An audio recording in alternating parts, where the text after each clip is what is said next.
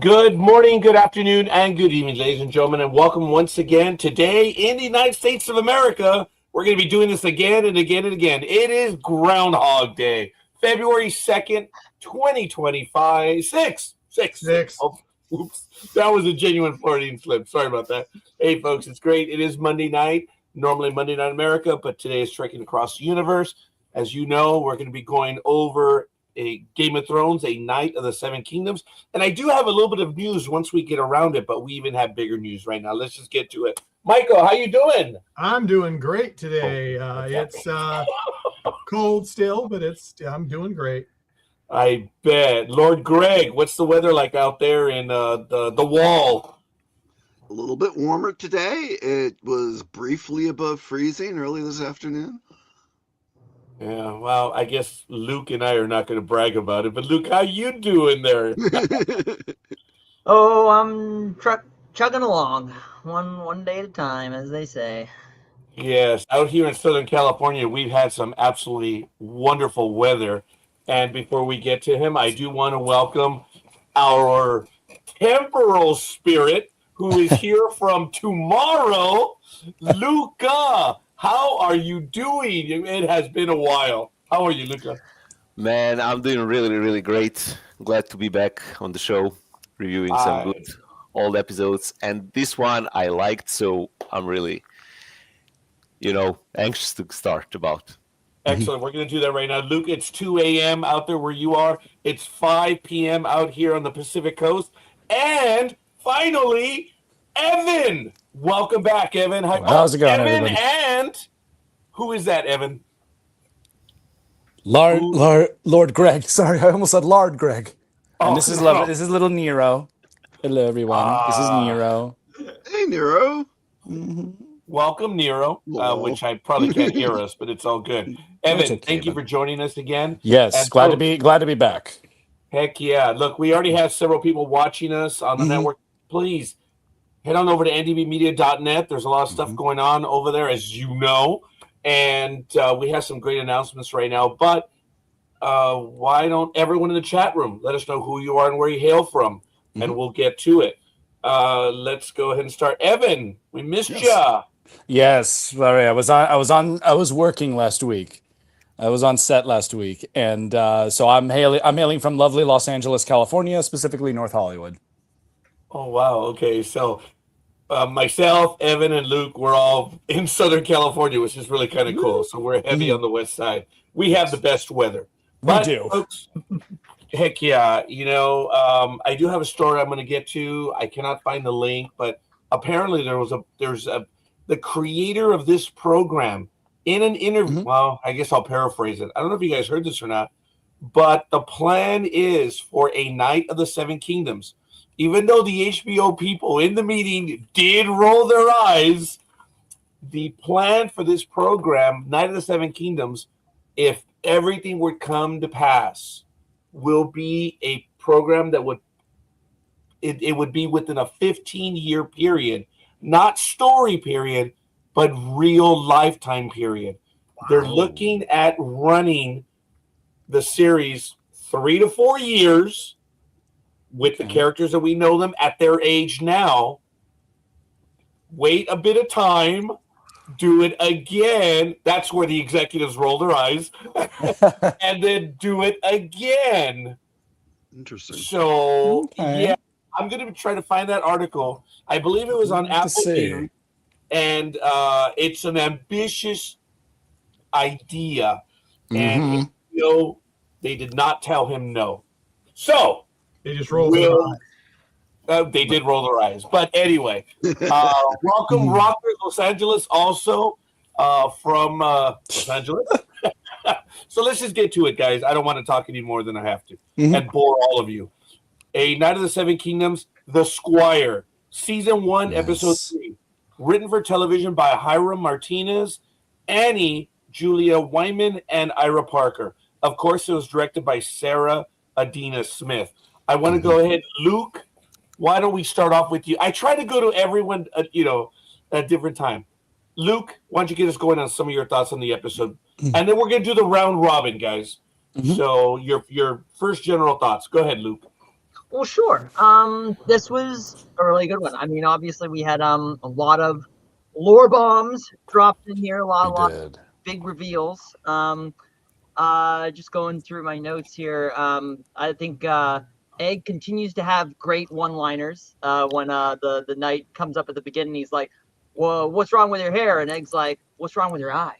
Really great. Boom! Didn't miss a beat.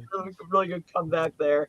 One of my favorite parts of the episode actually was the Blackfire Rebellion song, which I thought was really, really, really clever because what they did is, and I'm pretty sure this is based off like a real life thing because I have really distinct memories of my childhood of like it was some like patty cake thing, and you'd be singing a song and you'd be about to say something really naughty, but then you would change the sentence so it wasn't actually naughty. Oh, that's Does that sound familiar to you? yes, yes, that was huge in college. Yeah, I can't remember what it was called though, but I know remember. what you're talking about. I think it was called like the And so, Misdirection song or something. yeah. But I know what you're talking about. Yes.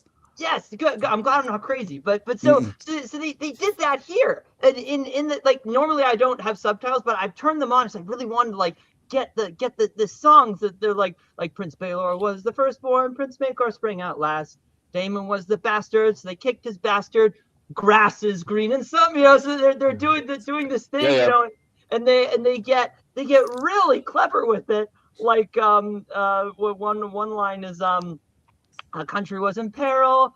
Anvil was a rock. The hammer smashed the bastard with his giant veiny host of Dornish spearmen. And it was really, really, really cool. So I loved how clever that was, and it was great because it was referencing the whole song is talking about the Battle of Redgrass Field where Prince Maekar is in the van holding the line against the rebel forces, pressing them hard, but then Baelor comes behind with a force of Dornish spearmen, and they smash the rebellion between those two armies. So it's chronicling, how that battle goes, the hammer and the anvil as that is known. So it was gushing with world building and history and cleverness, and I was eating that up like soup. It's like, oh, this is so delicious. It was really, really cool. And then so then there was this weird part where like they had this moment where Egg talks about how they had this moment where Egg and Duncan are having this thing where they're talking about the first day of the tournament, only highborns get to challenge and ride, and against things. And I'm like, well, wait, didn't we have the first day of the tournament in the last episode? So, but if that wasn't the first day, then what was that? Was that some weird pre-joust thing? So there was a weird inconsistency for me. I didn't quite get what was going on there.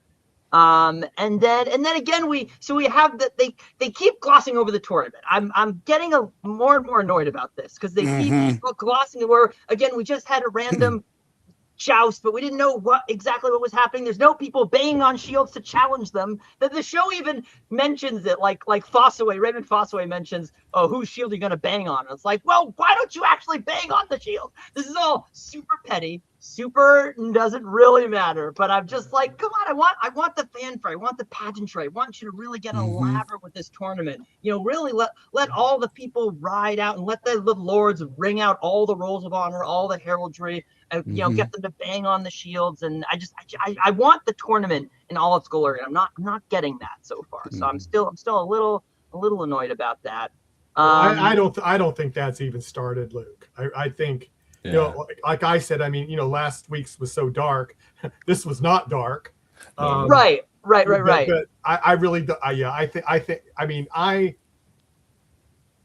there was a lot of things I enjoyed on this one. I mean, it was that, and also I got a kick out of when Egg was trying to get the horse to do what he wanted. That was great. I mean, that was wonderful, and it was like, I mean, I thought he's not getting anywhere with the horse, but then at the end, the horse listened to him and let him pet him and all. I mean, it was just like, oh, so.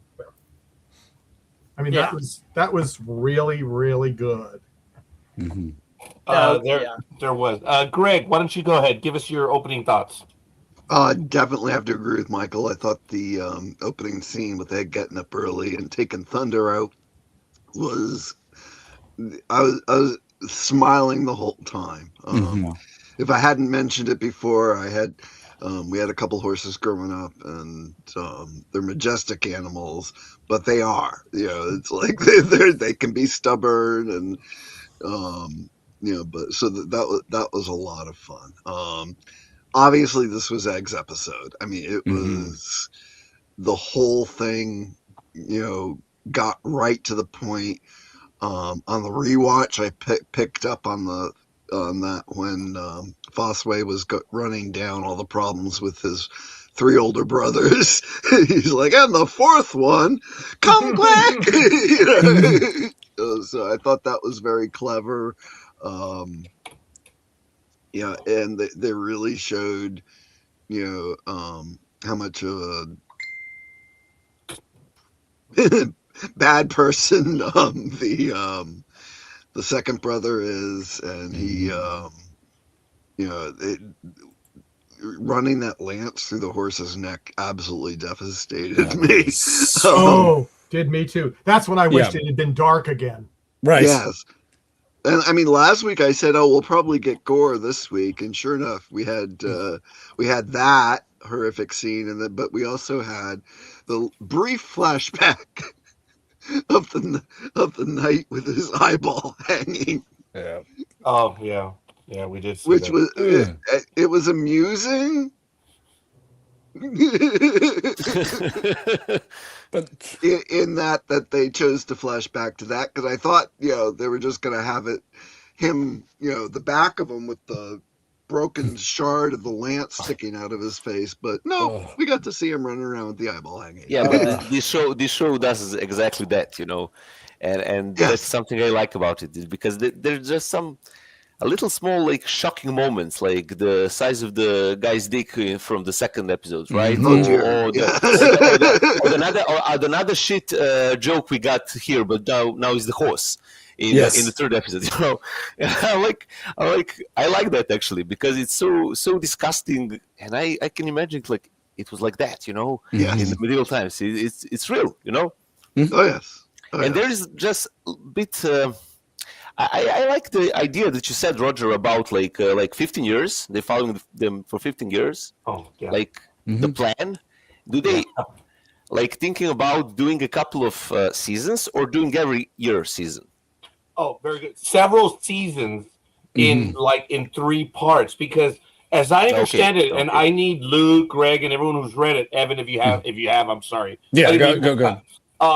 That the producer, the creator of this program said, hey, we can do this following their real ages and make it age appropriate, because they're already talking about, well, what are we going to do when Egg ages out in the story?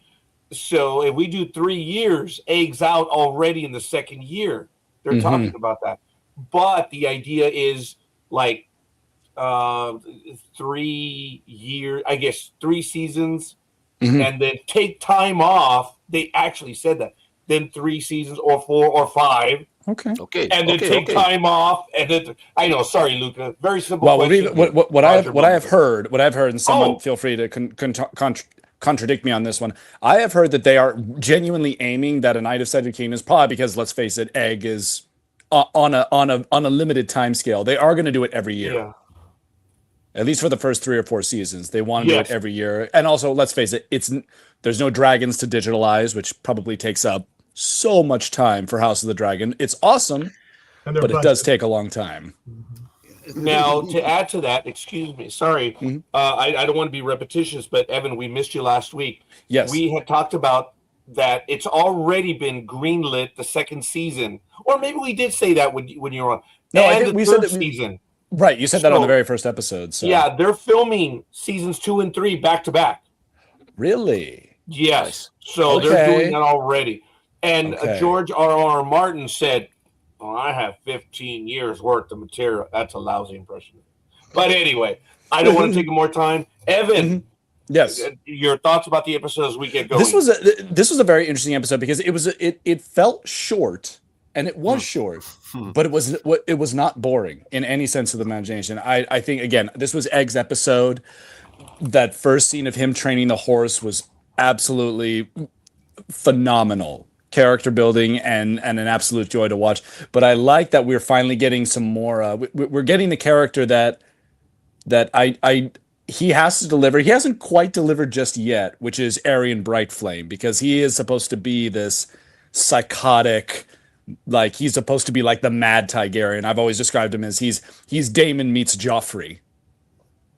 And we're getting hints of that, but I like the fact that Egg, every time he's around Aryan, he is absolutely terrified of him. So we're getting an impression, but I loved Lionel Baratheon singing around drunk out of his mind. And I love what my buddy described him as, is like, this is Robert in his prime. I'm like, yep. Yep. This would be him having a blast, but absolutely plastered. Mm-hmm. Lionel continues to be a highlight for me, for sure. Yeah, one of my favorite parts. For me too. I think he only had one scene this time. Correct me if I'm wrong. I think he only had the one scene. It was a great scene. It's all he needed. But that was probably my favorite. And also I loved Egg and Duncan discussing the song. Yeah, and kind of how ridiculous it is. Maybe the best part of the show. Maybe the best part of the episode. It was so ridiculous, but they're just having fun with it. I'm like, that's a conversation that I would probably have with my buddies, just because it would be so ridiculous, but absolute fun. I noted that down too, Evan. I thought that was I was laughing like through that whole thing, like because they're so serious, like philosophizing, trying to discern the meaning behind this just bawdy, tavern song, and like at the end, like Egg is like, her name is Hope. It belongs to all who invoke it, and he said that so seriously. Absolutely great. It's insane. And I love how they were obsessed with the fact that it's a crippled woman and she's using her gifts to pleasure men. I'm like, that's pretty damn hilarious. That is pretty damn hilarious. But this is I think we need this episode. See, here's the thing. I think because this is such a light episode, I think next episode is going to get much darker. I think the next episode might be the big episode. I don't know if we're going to get the big tournament of 7, but I think it's going to be his recruiting of his 7, and then I think, as usual, it's always the penultimate episode that's the big one. So 5, I think, will be the big face-off. So I'm looking forward to it already. But I like this one. This was another good setup episode. We're almost there. Definitely. Now, Luca, you responded to a few other people. Did you want to add your thoughts on the episode? As you know, we just do a quick go around. What did you want to? Like, of course, your high points. Yeah. Well, I just, of course, want to say that like Little Dexter is doing an amazing job. It's like, but really, really amazing. It's such a good cast, and if they do what you are saying that they're going to do, I think that we, in some kind of a way, can get something that can be close to the like some sick kind of way. Sitcom. I mean, not really, but something tending to be something like that, because we're going to have some people that we're going to spend time, and if they're going to do like 12 seasons or how many, 9, doesn't matter. We're going to spend time with them, and you're going to grow with them, and you will need time for characters to progress and come to the point that we know them and can expect something from them, So the tempo is like 30 minutes episodes, and you have like, when you cut off the scenery and something that is there like to just make everything better, you have 20 minutes of happening actually, and the dialogues. So I need more sample of this to totally like make my judgment. But I really like the beginning of this, These 3 episodes, I was telling Michael before this, were just the thing I needed from this kind of universe. Nothing too epic, but my small wife said lives. the same thing, Luca. It's like they're rewarding us for sitting through House of the Dragon and the And the two seasons of Game of Thrones, television abridged ending of the Song of Ice and Fire. Mm-hmm. Yeah, but in my opinion, this is the healthiest way to continue growing the community, and to keeping it alive. Don't do those epic things every year. Make something from your heart, something that is like really true, because all of the small details in this episode and this series so far, it looks like it's been tend to it, Well, correct me if I'm wrong. This was technically Dunk and Egg. Wasn't that George R.R. Martin's kind of first thing into the universe? Because I know he didn't write. I don't think he wrote Game of Thrones first. But the script. No. Like the Tales of Dunk and Egg were these novellas. They were novellas that were brought together. Okay, and I think I don't know when they were written. Yeah, I can't remember, because I know he wrote. Yeah, actually, I gotta look that up. When did he write? I'm going. Or at least when did he have like the draft? Yeah. Or he had or I think he had the draft for Tales of Dunk and Egg before he ever did Game of Thrones. Again, really? Yeah, please correct me if I'm wrong. I might be wrong about there, but somehow I remember that Dunk and Egg was kind of the original thing, because he always wanted to deconstruct and he just wanted to have fun with these characters. Interesting, but it's much better to come out now. Yes. From the point of view and from the IP point of view, So I like the way to keep it alive like this, Turns out The Hedge Knight was actually published in 1998. Yeah. But first book is 1996? I thought it was 1999. 1996. Well, he did write other stuff earlier. So you're right. Never mind. Nope, I was totally wrong. My apologies. 1980 was a story called The Ice Dragon. Right, I remember that. 1980. 1980. Yeah, that's amazing. Well, I was only 12 years old in 80. Wow. I was 11. Thank you, Greg. In 1980. Thank you for taking us back. We were Egg's age. We were. And don't worry, Michael. I'm not going to put you on the spot. Thank you.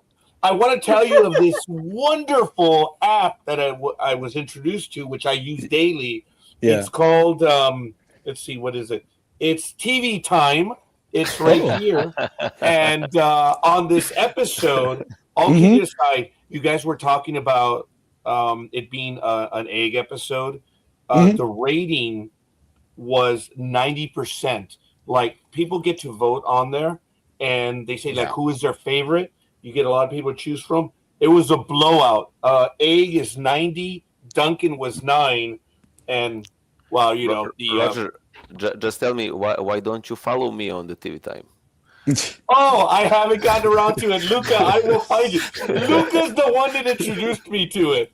So I think it's an awesome app. It's just a way of tracking. It's an amazing totally free app for tracking TV shows. Never lost track of which episode you stop watching, maybe something or something like that. All right. Yeah, and you can vote what was your favorite character, rate the episode, and there is a lot of comments actually. The community is not that small. It is a cool thing. We're not getting anything for it. Nothing. Unfortunately. Luca introduced me to it. That's why I had to bring it back up, and he got it right away. But no, all kidding aside, it was an egg episode. Luke, you mentioned several of the lines. I want to add 2 more. When he's talking to the horse and he's pissed off, horses are dumber than dogs. And the horse just looked at him. That was funny. And then everything you guys said, it had me laughing. Because he said, well, that's what they say about the horses. And then there was the other one where I think he says, why was I vomiting all morning? It's a mystery. That's what Egg answered. There was a lot of one-liners, and I think we could all choose one that was good. But I was stunned, guys, by my note-taking, and all of you said that. The episode being as short as it is, and we've talked about in episodes 1 and 2, the world building. For the love of all that is holy, there was a lot of world building in this episode. Yes. and it was great. I really feared for Duncan when he took on the prince and just didn't even just the famous hit. Dude, there's only going to be 2 hits. Me hitting you and you hitting the ground. That's exactly what happened. And it took 3 guards. Go ahead, Luca. Yeah, and the like sentence that he like tell me, was this horror really worth it, your life? But he was like so calm, like, okay, you lost it for this horror. Well, and I love Arian's line of like, the dragon always wins. Yeah. Oh boy. And actually, I like the integration of the theater, and in every episode we got one scene from the theater. Yes. Like you were showing the history, you're showing like the sides, of course, which people are for whom. Very nice. But also you show like the theater was alive also then, and also, insulted from the in a lot of ways. Yeah. Well, a lot of ways, like medieval. Again, try to imagine a world without television, without phones, without even exactly. Right, without any of that. Theater, singers, criers, and stuff like that. They were the news. They were the propaganda. Yeah. They were the way to. It's like most people didn't know what the heck was going on 100 miles away, but that's how they did. You'd have traveling singers, you'd have traveling circuses coming through, and that's how you would get your news. And I like that about this show, that it integrates that, and it shows that it's like always was that way, And the protests that are like in the end of the episode after the killing, it's very fun, very fun. I was gonna say one last thing. Sorry, Mr. Target today. It reminds me that I can't remember what the episode was, but I think I read it somewhere when Duncan's getting attacked by 4 guards at once. It reminded me of, I think the Hound talked about it, where when Gregor first put his foot in the fire, and mind you, Gregor I think was like 12 at the time. It said it took 3 grown men to restrain him. And I'm like, oh my God, that is actually quite terrifying. It's like, so this is what 3 grown men trying to restrain someone actually looks like. And the Mountain was like 12 when it happened, barely a teenager. So talk about dark counterpart. Yeah, guys, there's a lot in this. I think we're now. Michael, did you get your first thoughts in? Yes, I did. Oh yeah. All right. I thought you were just answering someone else that way. No, I got my thoughts. No. Okay. Well, it's already a free for all. I guess I want to go ahead and begin on this one. I did appreciate how they had the meal together. I know it's only 3 episodes in, but there was genuine bonding. They both cooked the meal. And then there was a little bit where Egg says, so when you win, do I get to be your squire? And the reality hit in. There was something else in there. He says, if we win, did you notice that?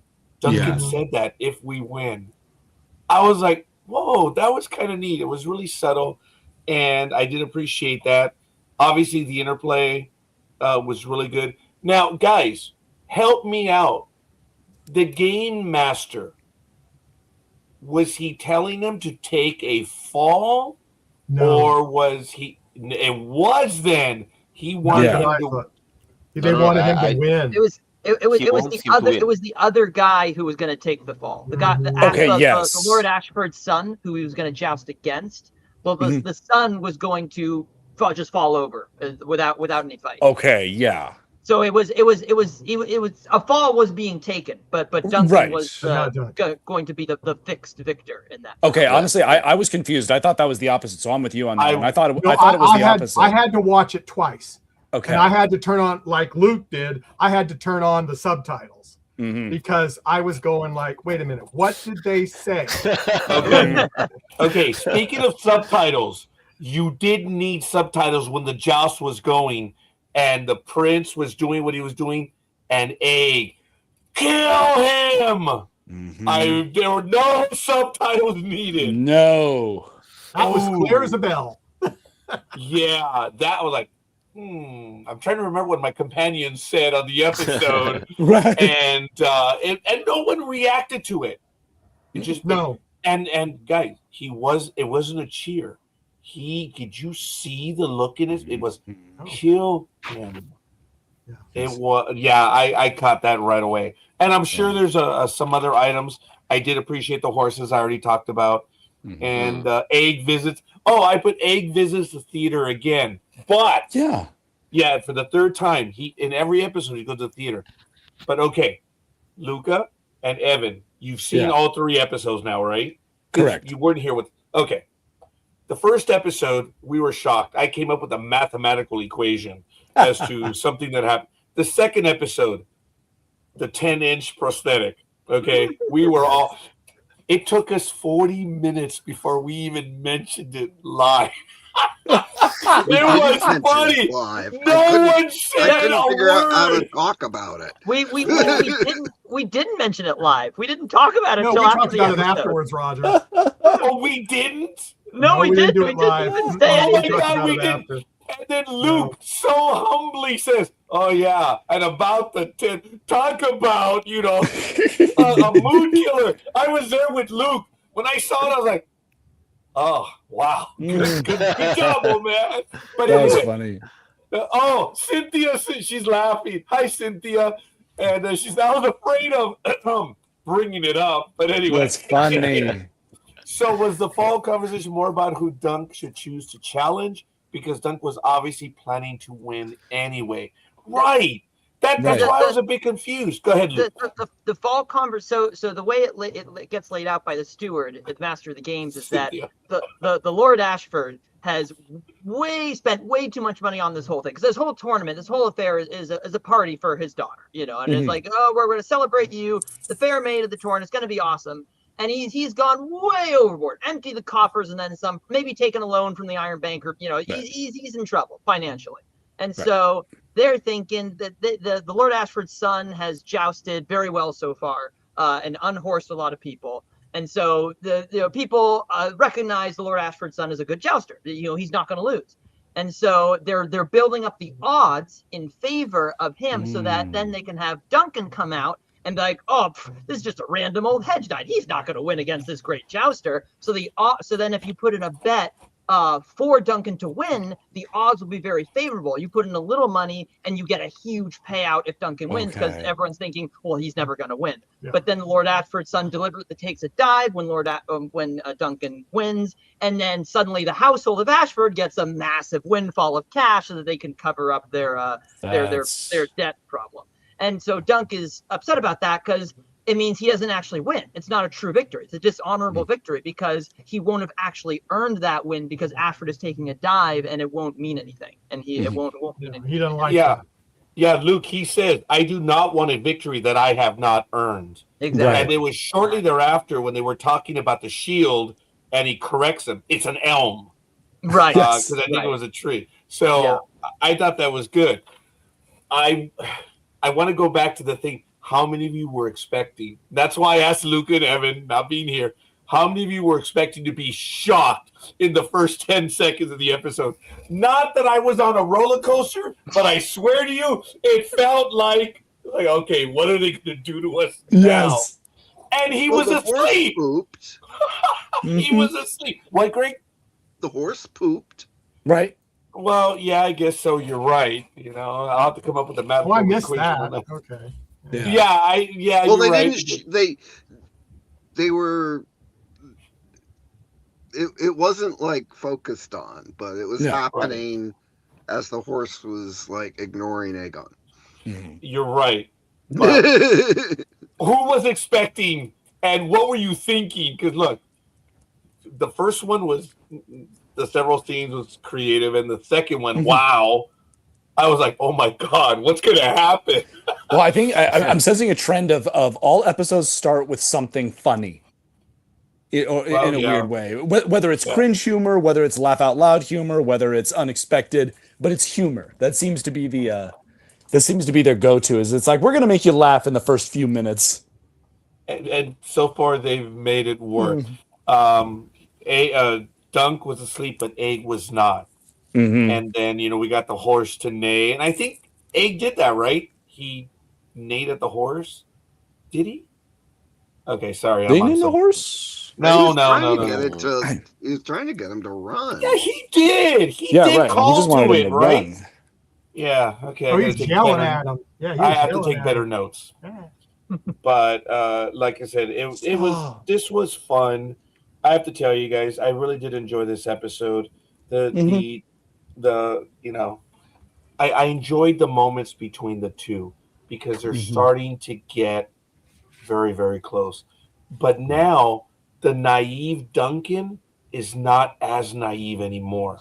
No. Because when A is like, hey, do I get to be a squire now after you win? And the look on his face was, oh, so you don't know that Saint Nick is not real. Right. I mean, it was I'm not trying to be that way. Yeah. Speaking of lore drop, one thing that I don't think we did bring up was the tell them your fortune, and Egg getting this heartbreaking, this super heavy, and unfortunately, if you know the lore, it's accurate. Yeah. If you know what happens, it's frighteningly accurate. But just the jaw-dropping terror on Egg's face on that was fantastic acting. And I love how Duncan is trying to Duncan, his fortune is, oh, you'll be rich as a Lannister, and of course he's totally doesn't buy it. But then the witch turns super serious to Egg, and it's like, that's really sad because it's gonna happen. That was weird to me with that fortune, though, was that she added like everyone will like rejoice with your passing. Yeah, she said that. She said to me that. because Aegon the Unlikely, who's the king Egg becomes, was not a just like king. I mean, no, he had that's the frictions with his nobility, but the common people. Well, he mostly had friction with his children. Yeah, right. Mostly had friction with his freaking children. But you're right. I mean, he wasn't a. Maybe she meant that, like maybe close to you, like maybe they are emphasizing that the Targaryens in general aren't well liked. No, well, I like what what was that? What was it? The cousin of Fossaway? What was it? What was his? Raymond Fossaway. Raymond Fossaway. I mean, he's even saying he's like they're foreign aliens or they're freaks or something like that. And I think that is a fair right. It's like, so I think you're right. I think there's a certain point where the Targaryens stop being feared and loved, and people just don't like them anymore. But I do find it interesting that it was Egg that it's like, wait a minute, Egg I thought was a good king, but maybe there's more to the story. Well, Evan, that scene that you're talking about where the cousin was right after the seer, where even Egg says, why would she say that? And the way she's, he was terrified. He was troubled. And Dunk was smiling throughout the whole thing. He's like, okay, good job, lady. Right. All right, we'll move on. Yeah, I'm going to be rich. He's going to be king. Yeah, blah, blah, blah. Yeah. Blah, blah, blah. Good one. Thanks for playing. We're going now. And of course, then he gets invited. I'm sorry, go ahead. I was going to say, and of course, at the end of the episode, Egg reveals himself. It's like, oh, yeah, I'm the king's son. I'm the king's grandson. You're like, what? Yeah. And Dunk is just shocked. I gotta say, I made a note of this that I loved the way they did it, like the way they smash cut between all the it's just like because I didn't want to look like you, brother, and then as soon as the brother hits, the orchestral music cuts in, the choir's going, they're cutting back. It was actually very anime-esque for me, like when someone says something shocking and they go "Nani?" and then they go, it's like I got that. There was the editing and the cinematography, captured so much adrenaline and energy in that moment. I was vibrating at the end of that. I was like, whoa, my God, here we go. Well, speaking of which, another lore thing was that, so Arian in the book, as far as I'm aware, or at least it was that Arian actually has very long hair. He looks he looks a lot like Daemon. So I think that's an extra kind of add-on of like, oh, he really doesn't want to look like Arian. No. Yeah. Folks, I want to take a quick moment. Wow, this episode's flying by. Don't look at your clocks. I want to, it's a wonderful conversation. I want to take a quick, this is NDB Media, Truth Across the Universe, A Knight of the Seven Kingdoms. No commercial breaks. I'm a tyrant here. Hey, there are my Targaryen Ligils back there. Anyway, just kidding. No, I do. I actually have them. Oh, that's great. There's so cool. One. There's the Knights of Star Wars and the other Ligil. Hold on. So I have. Sorry about that. Let me see if I can figure out how the camera works. So Oh, I can't do right. it here, but I have this. So I have the Targaryen, I have the Blackfires, I have the Aegor Rivers, and then I have Bloodraven over there. So I got the Awesome. 4. So I'm Nice. like, yes, yeah, Yeah, I'm we happy. do. That is cool. You see, I And already messed with the camera. we should put a poll. Honestly, who has the cooler? I know it's such a tough call. Who honestly has the cooler sigil? The Blackfires, the Targaryens. There it is. They're both the pretty Red damn Dragon or the cool. Black. Right. Now, What do you I like? do want to invite Rockers Los Angeles. We always do the North Remember for Rockers Los Angeles. Hey, folks, if you want to join us live, let us know. We'll send you the link and you can Please join do. us. Cynthia, check your Facebook. Anyway, at which point Luke is like, did you have to mention Facebook? But anyway, I won't say that speech. Anyway, I was just suggesting it, Luke. I wasn't telling you what to do. No. No, it's just between you and I. Folks, let's continue with it. I just had to take a quick station break, and I wanted to remind everyone about the channel and stuff. So please continue. Greg, last week you said you wanted to see some jousting. Yes. Yeah. Did we see some jousting, or was still Yes, we did. Preseason. But they had to. They kind of spoiled it for me by killing the horse. Oh, speaking of the horse, it was mentioned. I was traumatized by that. Yeah. And the cousin mentions it later, where he says they're dishonorable. They're Targaryens, and they're having homemade cider. And then the cousin realizes maybe I spoke a little too much. And Dunk, yeah. And Dunk was like, no, we're in good company. But he said quite a bit. And he was straight up. He says, man, these people are not good people, dude. So you're talking about honorable? They're dishonorable. Because it was implied that it was probably an accident. He says, you really think? Yeah. No. He went for your horse. Right. And it was horrible. even Dunk kind of points it out that it's like he's aiming too low. And it's like that's right. Because he wouldn't be aiming at the shield. He'd be aiming either at him or at the horse. So yeah, it was definitely deliberate. You would think there are some rules. Go ahead, Luke. Yeah, I just want to take time to say that all the scenes that are jousting are amazing cinematography. Top notch. Maybe that's the perfect word actually, because every time the shields and the spears bang, it's just like so much. I would like to have IMAX experience in that. That would be amazing, man. Oh, hey, you never know. They may hear this and say, hey, let's do just a one episode on IMAX. That's conceivable. Maybe.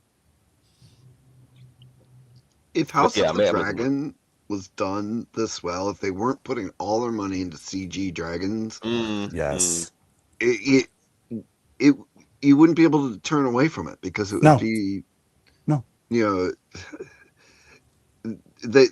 this shows what you can do when you focus and you put everything into just two people on screen. Yeah. Oh, Greg, someone mentioned that in a review that I saw before we went live.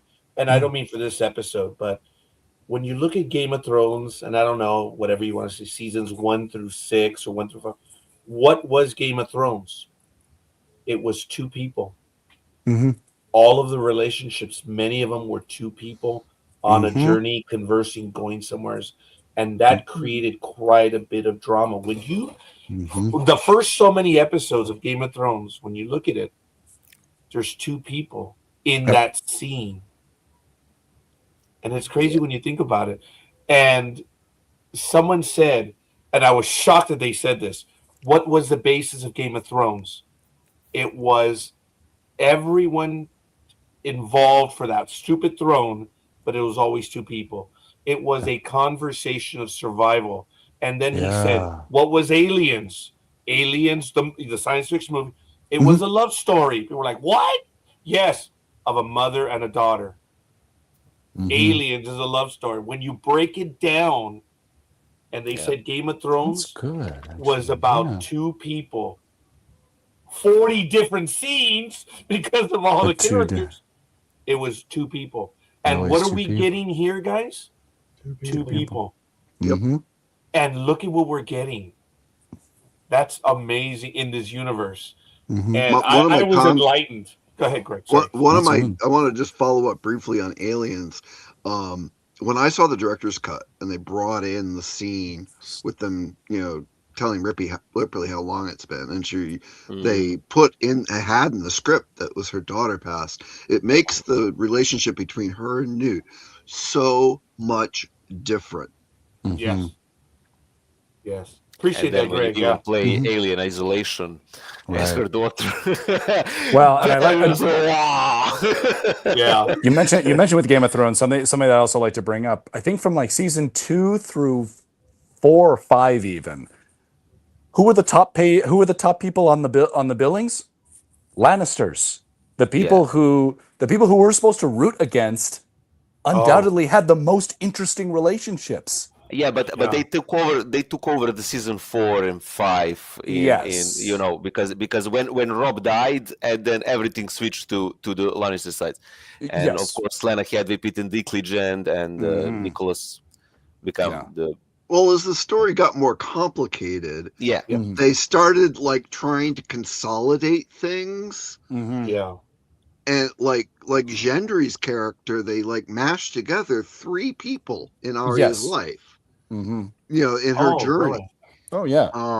And it just was starting to fall apart because the complexity of the story was growing, and they weren't able to capture and put it on screen in a way that it translated. They made it all about Cersei. I have my thoughts on those, but I won't share them here. Just kind of, we could go on and on about the original. Exactly. I have my thoughts on that, and I have it also as an actor as well. But that's just me. So perhaps off camera we'll do it. But I would love to have that conversation. Maybe we can have that conversation on a specific episode. Yeah, seriously. I'm with you. I'm really looking forward to the next episode because now all the cards are being revealed. Yeah, and this was really a cliffhanger, I was just like, come on, man, give me more. Yeah, I need more now. Before we close, I just love Duncan's reaction when he heard who Egg was at the end of the episode. It was priceless. Yeah. Did you guys see the after the 6 minute? Okay. It's actually worth it because it's interesting what Michael says. I want to back up right before. What was your reaction when they were going to basically not just take his teeth, but they were going to take his life? I genuinely feared for Duncan. That's how good the story was. I was lost. I know for some of you that have... Guys, how much peril is there when you know the story? Okay. We're 3 episodes in. In the back of my mind, there's 3 more. I felt the genuine peril that this guy something was up. And when A comes to reveal, my thing was, who's going to believe him? Like Arya Stark when she knocks on the door. Hey, I'm home. They're like, get out of here. You're not a Stark. Something like that. We've seen that. So when he revealed himself, I was like, what's going to happen to him now? But I didn't know. Brother. That was then he called the guards. Cliffhanger. He called the guards by their name. Yes, he did. That was a nice He touch. said, would you please leave him alone? And he mentioned my name. That was right. So in the 6 minute after, the look that Duncan has is a look of betrayal. Yes. It was shock, Michael, but it was. So I commented earlier about he's becoming less naive. Yeah. And yet at the very end, this poor guy has no idea still. That was well done by the storytellers, right? Because he is maturing quickly. Where, like I said, he told him, I don't know if we're gonna win, son. I don't know if you want to hook your star to this dead horse. But let me see. That reveal was a Brewster's Millions moment. LOL. Yeah, actually, it was. It was an incredible reveal. My jaw dropped. But Luke, I know you know the story. Were you worried for Dunk or not really? It's like you said, it's hard when you know exactly what's going to happen. But I like I said, I do think that whole sequence was done very well. And even though I did know, even though I already knew Egg was Aegon, I was still carried with the energy and the adrenaline of it all, and it was it still got me for sure. Absolutely. So even though I wasn't fearing for Duncan's life because I knew he was going to be fine, the energy and excitement of the moment definitely still carried me through for sure. There was just a bit about doubt in my opinion that he may going to lose his teeth. That was my big thing. I'm like, and the way they were doing it was like, oh, that's just messed up. Yeah, he can recover from that. I know that he ain't going to die, but he can recover from that. But I just don't want to see that, Yeah, I was so happy they did not show when the animal master was when coming he came up. to, Yeah. It is. I wanted to tell you that when you spoken about the scene, it's so weirdly filmed that when the axe is going down, you don't see is it cut down the head of the horse or from the man. I don't know if you saw it. I mean, I didn't get that. That's the good. compositing I didn't was a know little that. rough there. Yeah. Yeah, Okay. it's a bit. I wasn't sure either. So for me, it looked a bit strange. I understood that they are killing horse because he said, but the egg was like, I think it's better. It's time to go. And we just see a man who is coughing up blood and axe that falls down, but you don't see where. So I don't know if they implied something or not, but well, at least they didn't. They made a point that horse was getting euthanized. I don't know. Honestly, if I can stream it to you. Can I do the streaming? Put the poor animal out. No, because we'll get tagged. No, actually, no. Yes. No. Wait. It's not even that. If you stream it through a streaming system, their securities will just show a blank screen. Yeah. I'm just going to send you a screenshot. That is the easiest way. We can do that. Yeah. But guys, if you'd switch to your screen and try to stream anything, it wouldn't work. Netflix, HBO, all that stuff. Right. It's because of the security. And it doesn't let me. Oh, that's funny. StreamYard doesn't want to get sued either. Could you send it to me, Luca? It doesn't let me to. I can shoot it with my phone and then send it on the Facebook. Not like we haven't done that before. No, but you have to see this angle because it's really silly. It doesn't look like the axe is going at all at the head of the horse. The compositing was a little rough there. I don't know if it was intentional to be ambiguous, but the scale of the horse also looked a little off compared to the two men. Yeah, maybe a bit. I also think part is a great of the screenshot. Sorry, Luke. Hold on one quick moment. There it is. Look at that. Yeah. Yeah. Interesting. Okay, now, but we're in the Twilight Zone. Look to the right. We can see Luca taking a picture of this very same image. So, is that eternity? Anyway, I'm being stupid. Go on. I think part of the ambiguity there might be too that it wasn't a decapitation strike. He wasn't bringing the axe head down. You can see it's a stab. It's a thrust. I thought it was a stab. I thought it was going to be a stab wound. Right. So that might have made it a bit more confusing, because it's not like an axe, decapitation blow type of thing. So that might have made it a bit more. Yeah. When I see it in motion, it looks like I don't know. Watch it again. You know, for me, I didn't black out or anything, but I thought I knew what was going to happen, and I was like horrified, and they went away from it. I was like, oh, cool. I didn't want to see that. I genuinely did not want to see the animal. Well, they already showed the worst of it, and that was the horse freaking out, and actually crashing being through the impaled. barrier, and, Right, having an impale in the throat. So, oh my god, that's why I always thought. That's for why I always me, thought it that was the worse horse. than the guy with the eye dangling. Yes. Okay. Now, here's a question: did Baylor reimburse with Arian's horse? Did he? I believe he gets Arian's horse, I think, as recompense. Okay. He's also awarded the winner of the joust as well of that exchange. He's declared winner by default because Arian did foul play. So okay, let me ask you all this: these writers, the HBO Game of Thrones, they're very sly. I just thought of this right now. We clearly saw the impalement of the horse. Why is it not clear as to who's going to get it?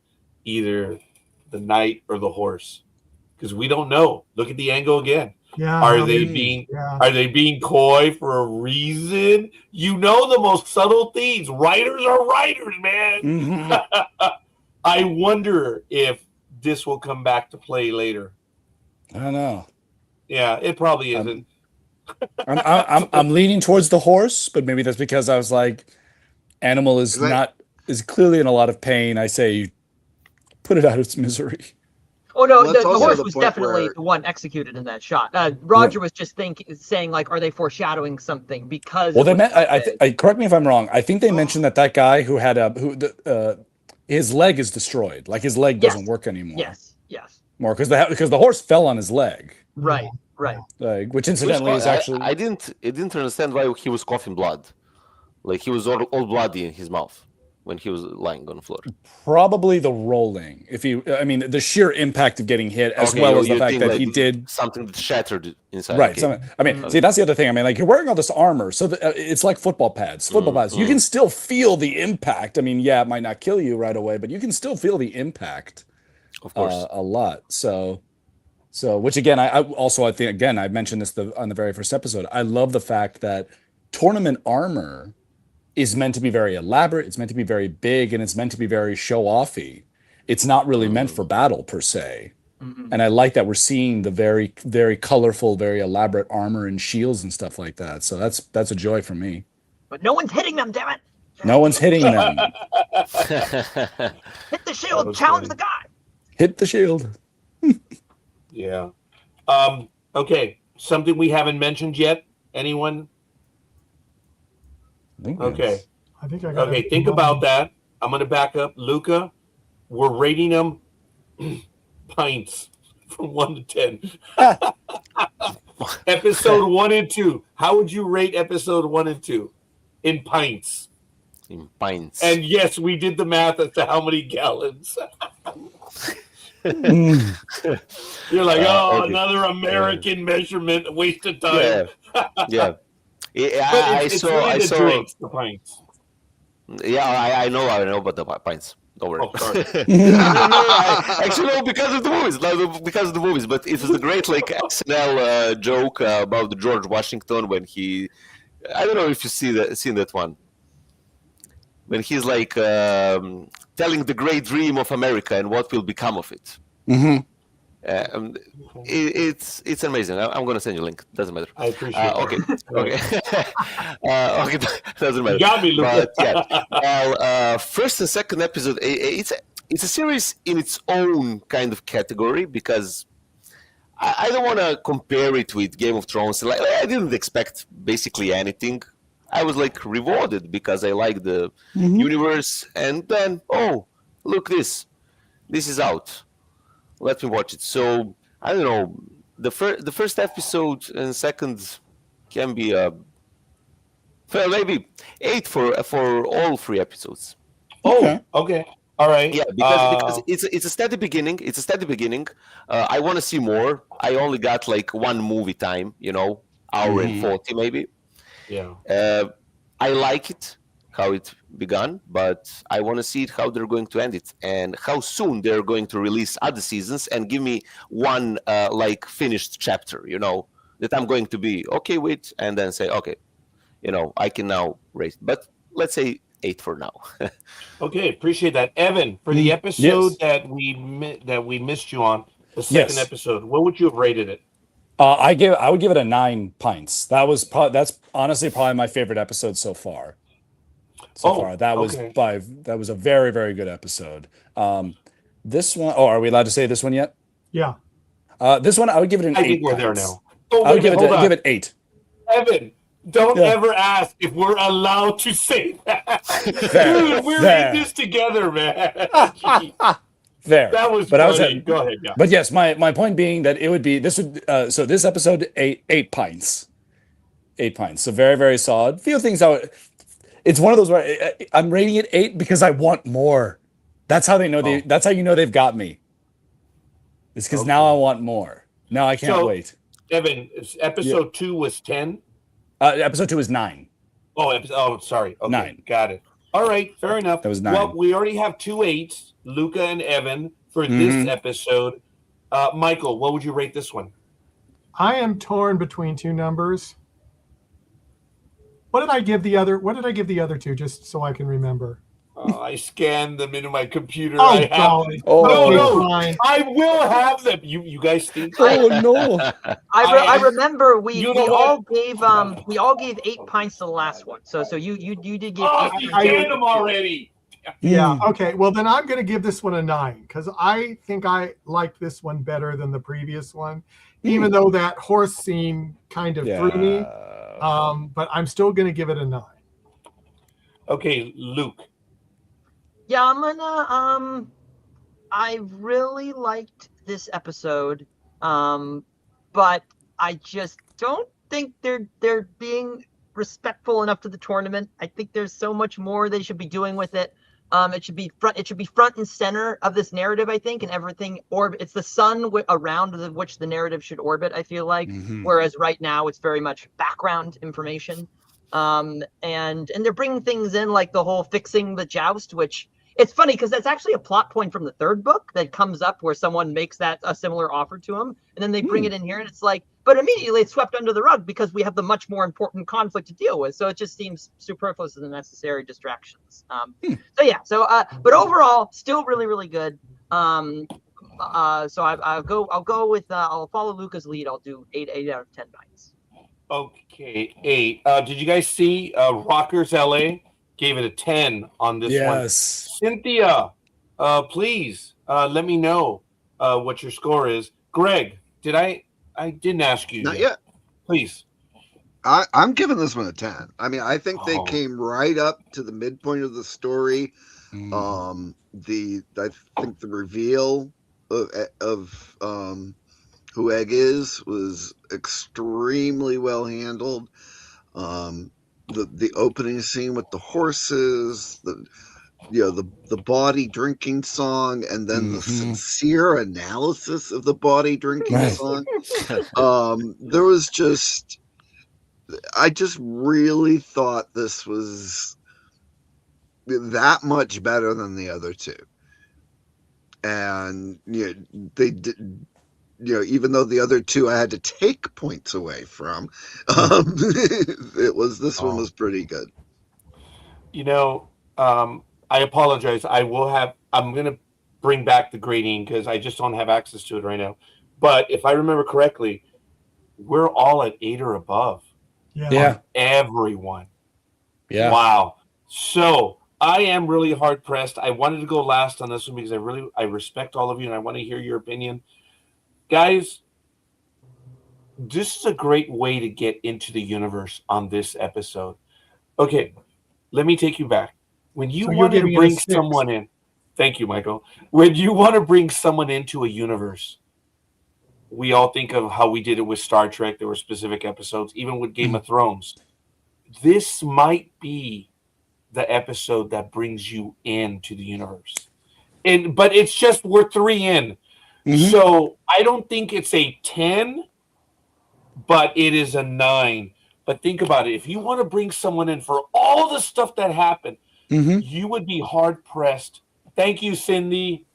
Thank you. She gave us a 9 as well. This might be the episode where we bring our friends in because there's so much happening. And what a bang reveal at the end. This is not Hodor, okay, that broke the internet. It was not that episode. But what a reveal at the end. Cynthia. And, yeah. So she gave it a 10 or a 9. So thank you for that. 9. Yeah. Guys, 8 and above. I direct this comment now to HBO. Thank you. Keep it up. I know they're in the can already. They're done. But thank you for entertaining us. And thank you for allowing the old guys to recover in the 3rd episode. Because after the shocks of episode 1 and 2, okay. But as Evan said, we're going to be funny. Like, what are they going to show? Yes. Yeah. That's kind of what it was. Whoa, episode 4 airs on Friday this week? Yes, Super Bowl. That's why. Oh! I know. I was surprised too. When I looked at the preview and I'm like, I saw someone mention below and I'm like, wait a minute, it's on Friday. It's on Friday. It's like, oh, that's right, Super Bowl. Woo! Then that makes sense. That makes total sense. Nice. Yeah, you know what? Why? That is great. That is great. I mean, because the American audience will tune out. It is yes. Although on a positive note, Super Bowl is when we get all the nice previews though for the year. Yeah. Yes. So that is the only reason I care about the Super Bowl. I'm not a sports person. On a personal note, that is the only thing left with the Super Bowl because it used to be the commercials. And now they play them all. It was, but now they play them all before. It's like, oh, come on. Gen Z does not rule the world. Right. Oh. Love it. So you're going to cover on Monday? Let me think about that. Oh, yeah. Yes. Yes. And in the case of Luca, hopefully he's able to join us on Tuesday morning. So, yeah. On Tuesday morning, I will see about that. Where I'm going to be in a Tuesday morning. I'm going to be 300 kilometers away from my house. Wow. But you're on an assignment. Good for you. Yes. Maybe on the 17th if you're going to work again for another episode. Yeah. Oh yeah. We're doing it every week, so yeah. Well, but we only have 3 left. I'll give you my suggestion when you. So Luca, maybe 3 left, only 3 left, not 8. There's only 6. No, it's only 6. It's only 3. The only 3 left. Yeah. Okay. Luca, Okay. Think about when we were watching the other series and we were yapping about only 8. Now there's only 6. I know. So it is what it is. Luca, maybe if you have a chance, you can impress us again like what you did on the other one. You did a review. Luca was so kind. We were watching a series and it was a major episode and he took the time to record his review and we played it on air. He couldn't. That's wonderful. And we've done that. And so I'm telling you guys as well, rockers, Cynthia, same thing applies to you guys. If these episodes are going to start out with something shocking for us to see, I'm mortified to see what we will see this weekend. Like how much hope. That's what we were talking about when this episode began. They actually let us off the hook on this one. So, but this is HBO. It was funny. So, okay. Hope, have you seen the episode, Hope? Could you give us a score? And for the other 2, you might not have seen them yet. Hope has been on with us in the past, but the young lady is remodeling her mansion, down in Louisiana, so she doesn't have time for us right now. So hopefully she'll be able to join us real soon. But it's all she said they're doing work in the house, but it is a mention. Anyway, folks, any comments, any announcements that you wish you make for the network? Okay, that's a no, Luke. Okay, I got that. Evan, anything? Nothing at the moment. Luca? Not at the moment. If you guys want to put your Twitter or whatever, right? Remember, like Evan did, put them on there under Yeah, their names. I forgot to Did I write do that. that? Yeah, Yes, I did. Yes, I did. I thought I so. know, rookie. It's not like you haven't done this before. I mean, that's about as aggressive as I'll get with Luca right now because I know what he did to his captain. Dude, I know what he did. So Hope gave it an 8 of 10. Okay, great. Okay. So she has seen it. She's caught up. Hope, I'm going to ask you for episodes 1 and 2 via Facebook. Cynthia? Oh, no, Cynthia. Thank you. Thank you for the podcast. This is not a podcast. It is live internet. Live. With all the warts and everything that comes with it. Oh, it was fun to watch Dunk be so clueless to how well Egg speaks. Yeah. Yes. See, thank you. Hope we miss you on the program. And what he knows. And what he knows. Oh, right. Yeah. Okay. She caught up like Lord instead of Milord. Hey, in Game of Thrones, what's his face tells Arya. It's Tywin. Tywin Lannister. Yeah, Tywin. Yes. Yeah. That is a good tie-in. And she doesn't. Okay, folks, we're good. All right. Thank you, everyone. We will be on again next week. We have a few more days to watch the episode, but I want to thank everyone that's joining us. Yes, Cynthia, thank you. It's all good in the hood, as they say. So on behalf of Luke, Greg, Evan, Michael, Luca, I am Roger, and this is Trekking Across the Universe. Take It's care. kind of funny. We'll see you guys on the other side. Peace. Bye, guys. All right, everyone.